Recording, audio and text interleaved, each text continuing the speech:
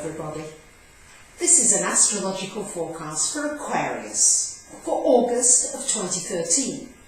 And this also applies if you have an Aquarian ascendant. I hope you like the new format. I'm trying not to be boring because Aquarians can't bear to be bored. So, let's start out with the Sun in your 7th house until the 21st of the month. So this is going to shine a light on relationships for you this month. It can be an uplifting experience. Maybe there's some new things that need to come into your relationships. Maybe you've got some new ideas as to how you want to be in a relationship. This could also bring somebody new into your life in a relationship. Not necessarily romantic, but certainly somebody with whom you share similar values and also maybe some similar intellectual beliefs and ideas. Now, we've got continually, as you know, many of you are aware, the Pluto square to Uranus.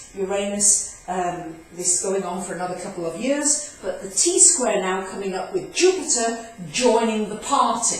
So what's happening for you, what has been happening, Aquarius, is that a lot of your ideas and beliefs have to change, have to go out the window. As much as you are somebody who can think outside the box and come up with new things, you still have a tendency to hold on to the old ideas that you've got. And this Uranus here is shaking you up, shaking up your ideas. It's also very good, of course, for anything in the technological field. Good for computers, for ideas, for forcing you out of those old patterns. And Pluto in your 12th opposite this Jupiter here in the 6th house will make you look at power in the workplace. Also, this Jupiter in the 6th house is going to make you look at your health a little bit more. It's also asking you to look at your physical well-being, your physical health, and the Pluto opposite is asking you to look at your mental well-being and your mental health. How are your thoughts affecting your physical body? And also your work situation, and of course your finances. So this is what the tension is that's involved here with this.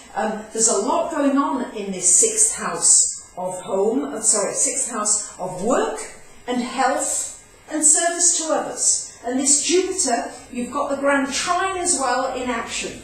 So it's not all stressful. You can get out of the stressful area by tuning into what you need to do to give of yourself in order to create the finances in your life. Neptune here can sometimes fog the financial situation, but if you get in tune with your special gifts, the Jupiter and Saturn here can help you with your career, can help you in a new career. Many of you are looking at a new career and a new career direction, and this trine can help you with that. Now, we've got a new moon on August the 6th, and this new moon is in Leo, in your 7th house of relationships. Time for the new. Time for new ideas in your relationships. A new relationship, potentially. This certainly can bring a new relationship into your life. It can mean that you need to celebrate your relationships more. Maybe you're taking things for granted a little. Maybe it's time to celebrate and do something fun. Leo is all about fun and play and enjoyment. How can you bring more of that element of lightness and fun into your relationships? That's what this new moon is challenging you. We've got Mercury in the house of work for your first week of the month, and also a good time to do some research or learn about anything connected with health and healing, and also a good time for anything connected with contracts or work contracts in that first week of the month. Then Mercury on the 8th of August comes into your 7th house of relationship, so good time for talking about relationships, communicating, sharing, anything connected with relationships, maybe even writing about them. Journaling as well with this Mercury in the 7th house. We've got Venus in the 8th house for the first couple of weeks of the month until the 15th of the month. So this can in fact bring you some good fortune with your finances, can bring somebody who may want to help you financially, sponsor you, promote you. could bring a tax refund, an insurance payout. Anything like that can happen with this Venus transit. And also it can bring into your life a possible partnership or a collaboration on a project with somebody that can bring in some money for you. We've got then the full moon on August the 20th, which is in Aquarius, in your sign, my lovely Aquarians. And you had a full moon in your sign last month on July 22nd. And here it comes again.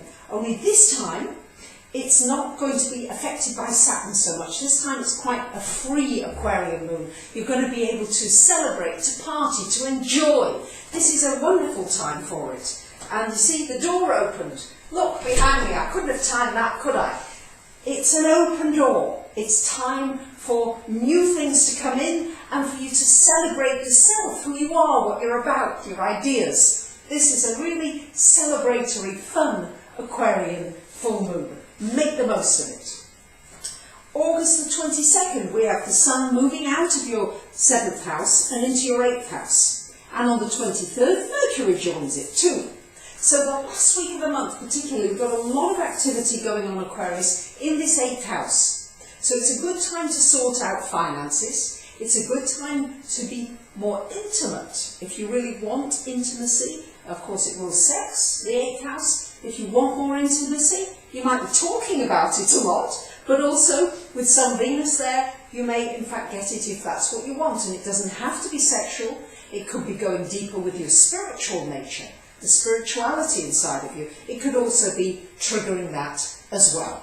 I'll leave it to you to decide which area of your life it resonates most with. And Mars, for the first 26 days of the month, is in this 6th house of work, so good time to put energy into your work, possibly to work autonomously if you can.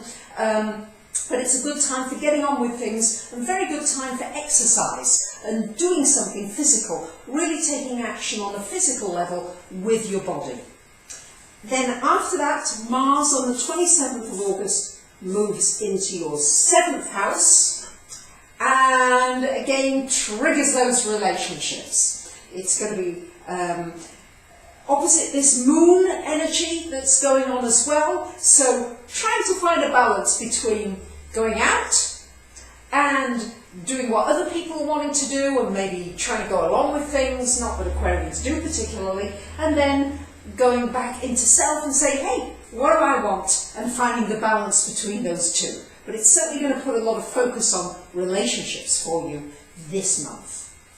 So, there you have it, my Aquarians. I hope you like the new format. Please, any suggestions, ideas, I'd be delighted to hear from you. Thank you for subscribing, liking, sharing, and also when you come for astrology reading or ask an astrology question, I'm always thrilled to hear from you. Thank you for listening. Bye for now.